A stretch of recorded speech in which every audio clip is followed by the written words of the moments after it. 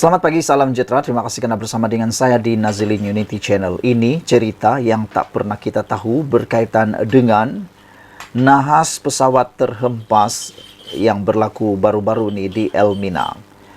Kita dengar pelbagai edisi ataupun pelbagai cerita-cerita yang tak tahulah mana satu yang benar. Tetapi yang ini sudah dimasukkan dalam berita dan media di negaramerdeka.com.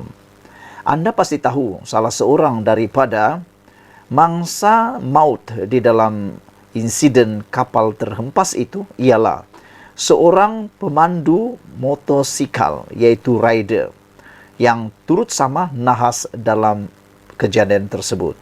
Dan lebih menyayat hati lagi ialah apabila keadaan tubuh beliau tular dalam media sosial yang mana telah dijilat api. Ini satu pendedahan daripada seorang saksi yang melihat sendiri di depan mata bagaimana kejadian itu berlaku. Menurut saksi, dia berkata, rider tersebut merangkak menyebut nama Allah. Saksi terkilan tak boleh tidur kerana gagal menyelamatkan rider nahas Elmina. Salah seorang saksi berkongsi video berhubung insiden pesawat ringan dari Langkawi ke Shah Alam yang terhempas pada petang semalam di Elmina Shah Alam dalam akaun TikTok miliknya.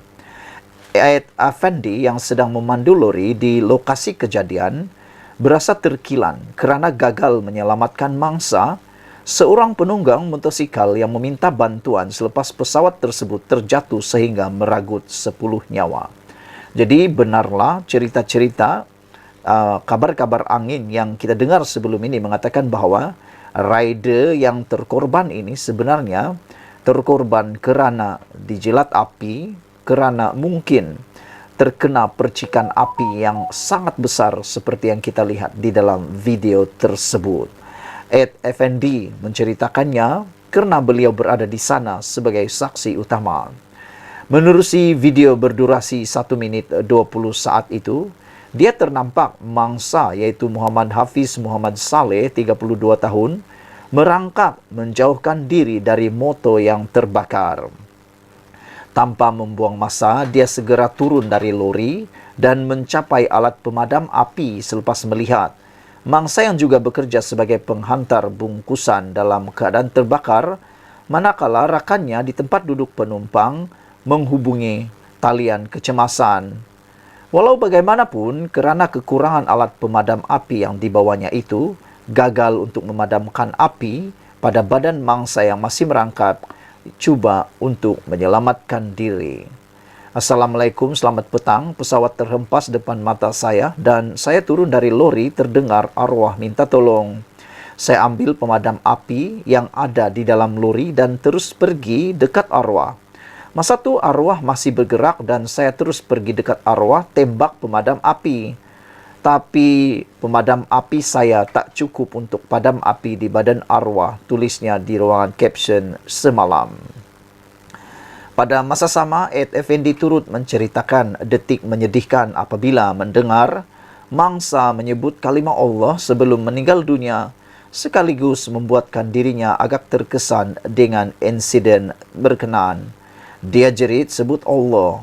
Al-Fatihah buat rider orang kampung saya, kata salah seorang daripada yang menulis komen di dalam ruangan atau hantaran tersebut. Ada juga yang menulis iaitu Effendi, ya Allah betul katuan, maafkan saya tak mampu buat yang terbaik. Time tu dia jerit minta tolong dan saya sebut nama Allah. Dia sebut nama Allah tapi saya tolong tak dapat selamat, kata beliau. Dia juga menulis, ada juga yang menulis dalam ruangan komen, masih terdengar suara arwah. Mesti trauma, tak apa bang, awak dah cuba yang terbaik tapi Allah sayang dia lagi, kata seorang penulis dalam ruangan Twitter tersebut. Ya, kata Effendi, masih terasa arwah panggil minta tolong. Ada juga yang memberikan komen tak sanggup tengok arwah merangkak. Ada yang menulis, you have done your parts. Thank you sebab tolong arwah rider tu, katanya. Dan dibalas oleh Effendi dengan menulis, terima kasih, namun saya tak sanggup tengok arwah merangkak sebut nama Allah tolong, kata beliau. Memetik laporan berita harian pula, jenazah Muhammad Hafiz dilaporkan dalam keadaan lengkap meskipun bahagian wajahnya kurang sempurna. Sekian dulu untuk kali ini. Kita bersama-sama mendoakan supaya semua keluarga mangsa dalam keadaan yang bersabar, tenang, dan semuanya berjalan seperti yang dirancang. Sekian dulu untuk kali ini. Kita jumpa lagi. Bye-bye. Selamat petang, salam sejahtera. Terima kasih karena bersama dengan saya di Nazilin Unity Channel. Saudara-saudara sekalian, ini satu kejutan luar biasa daripada anak Datuk Seri Anwar Ibrahim, Perdana Menteri kita, yaitu Nurul Izzah. Lama tak bercakap, lama tak muncul, bahkan tidak dicalonkan dalam pilihan raya PRN 2023 yang lepas.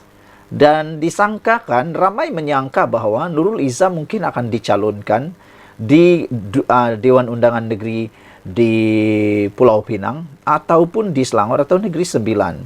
Namun demikian, apa yang berlaku tidak dicalonkan. Kenapa? Mungkin beliau memerlukan masa rehat kerana kita tahu beliau baru saja melahirkan cahaya mata beberapa bulan tahun lepas kalau saya tak silap, dan mungkin ini waktunya untuk muhasabah diri.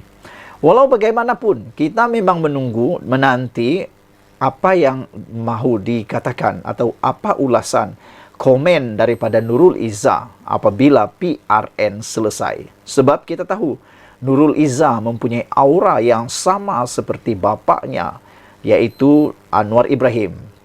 Beliau mempunyai kredibiliti, aura, dan integriti yang hampir sama seperti Anwar Ibrahim. Dan saya tidak hairan dan saya pun tak akan terkejut kalau satu hari nanti Nurul Izzah boleh menjadi Perdana Menteri wanita pertama di Malaysia.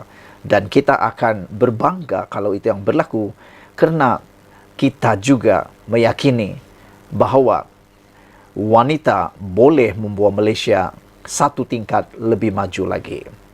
Naib Presiden PKR Nurul Izzah Anwar baru-baru ini menyarankan kerajaan agar segera menambah baik komunikasi kerajaan dalam menyampaikan maklumat kepada rakyat. Sesuai dengan kebimbangan Nurul Izzah, aspek komunikasi adalah perkara nombor satu perlu segera dirombak. Ini amat diperlukan menurut Sabudin.com. Katanya, perkara itu perlu dilakukan selain untuk mendepani serta melawan politik ekstremisme dan rasuah yang terus menyengat. Ia juga perlu dalam usaha untuk melaksana agenda reformasi, memastikan ekonomi rakyat bertambah baik, mendekati dan menjiwai anak muda serta pengundi wanita, kata Nurul Izzah. Saya menyertai korus desakan agar agensi komunikasi kerajaan diperkukuh supaya inisiatif kejayaan dan usaha murni kerajaan perpaduan sampai terus kepada rakyat. Jangan lupa, pertarungan akan tiba lagi nanti, maka usaha memenangi hati dan mendengar denyut jantung rakyat harus berjalan terus, katanya dalam catatan di Instagram. Sebagaimana banyak pihak sudah bercakap bahawa antara punca keputusan tidak memberangsangkan dicapai PHBN dalam PRN baru-baru ini adalah kelemahan komunikasi, penerangan dan penyampaian maklumat kepada rakyat. Nurul Izzah juga nampaknya sedar hakikat tersebut. Seiring dengan saranan serta kesedaran Nurul Izzah ini, saya ingin berkongsi pengalaman yang tanpa sengaja saya lalui sehari sebelum pengundian PRN baru-baru ini. Ketika menghadiri sebuah jamuan di rumah seorang kenalan pada Jumaat malam 11 Ogos lalu, sekumpulan orang antara 6 atau 7 orang yang duduk semeja dengan saya berbual-bual tentang pengundian yang akan berlangsung pada esok harinya. Seorang daripada mereka berkata, harapannya ialah mahu melihat keputusan PRN itu nanti mampu menjatuhkan kerajaan perpaduan pimpinan Anwar Ibrahim. Mereka yang lain yang mendengar kata-kata itu nampaknya bersetuju dengan perkara itu dan mengangguk-angguk sambil menikmati makanan yang dihidangkan. Saya kemudian menyampuk dengan mengatakan PRN ini hanya pilihan raya peringkat negeri dan tidak mungkin atau tidak mampu menukar kedudukan kerajaan di kerajaan pusat atau peringkat pusat, biar apa sekalipun keputusannya. Seorang yang lain pula berkata, masalah utama PH ialah mereka tidak ternampak berbuat apa-apa sejak 8 bulan memegang kuasa, dan itulah sebabnya pertukaran kerajaan begitu diperlukan. Ketika itu, saya tidak membalas panjang, cuma berkata, banyak sebenarnya yang dilakukan kerajaan. Walaupun panjang lagi perbualan di meja makan selepas itu, tetapi kata-kata PH tidak ternampak berbuat apa-apa sejak 8 bulan memegang kuasa amat membekas dalam fikiran saya. Diikuti pula sepanjang di meja makan itu, kegairahan mereka berbual akhirnya melihat kerajaan perpaduan dijatuhkan begitu bersemarak sekali. Sejak itu saya sering berpikir, kenapa masih ada yang sampai tidak nampak apa yang dilakukan oleh kerajaan untuk rakyat sejak 8 bulan lalu? Apakah mereka memang sedia membenci PH atau Anwar, lalu menutup mata dan telinga kepada apa juga maklumat yang diterima? Apapun keadaannya yang nyata, inilah satu petanda lemahnya komunikasi dan sistem penyampaian maklumat daripada kerajaan kepada rakyat. Kalau maklumat sampai kepada mereka, tidak mungkin ada seseorang yang waras, akal dan berakal tergamak untuk berkata, PH tidak nampak berbuat apa-apa secara terbuka, walhal banyak sekali kebaikan di depan mata telah dilakukan oleh kerajaan perpaduan ini. Sama ada mereka membenci PH, tidak menonton televisyen, tidak membaca akhbar atau tidak memiliki akaun media sosial, sepatutnya mesti ada kaedah bagaimana sesuatu maklumat dan kebaikan kerajaan dapat disampaikan kepada rakyat. Jika maklumat tentang tarik puasa atau hari raya boleh sampai kepada rakyat, tak kira walau di mana mereka berada, tidak ada sebab kebaikan kerajaan atau jawapan kepada fitnah-fitnah tidak boleh disampaikan. Bukankah kerajaan ada pelbagai saluran media, daripada televisyen, radio, akhbar, portal berita, media sosial, dan pelbagai lagi. Selain itu, ada pula pelbagai jentera parti berkaitan komunikasi dan penerangan, di mana semua itu dalam membantu kerajaan. Ringkas cerita, susulan serangan berpenjangan kepada kerajaan perpaduan sejak 8 bulan lalu diikuti keputusan PRN 6 negeri baru-baru ini, jika ia merupakan wake up call agar segera bangun dan berlari untuk bekerja, maka perubahan dan rombakan yang paling awal wajib dilakukan ialah berkaitan komunikasi, penyampaian maklumat dan menjawab segala macam fitnah yang bertebaran. Dalam konteks komunikasi tersebut, mereka yang sedia ada daripada yang berjawatan menteri, ketua agensi, ketua pengarah dan lain-lainnya, semua itu harus segera diperbaiki, ditukar, diganti atau dipecat mengikut keperluan dan kesesuaian, asal Anwar dapat dielakkan daripada ditumbangkan. Tanpa keberanian melakukan sesuatu yang drastik dan luar biasa, keputusan PRU 16 4 tahun lagi tidak akan jauh berbeza dengan PRN baru-baru ini. Ditulis oleh Sabudin Hussein 19 Ogos 2023. Sekian dulu untuk kali ini. Jangan lupa tinggalkan komen Anda, tekan butang subscribe. Kita jumpa lagi. Bye-bye.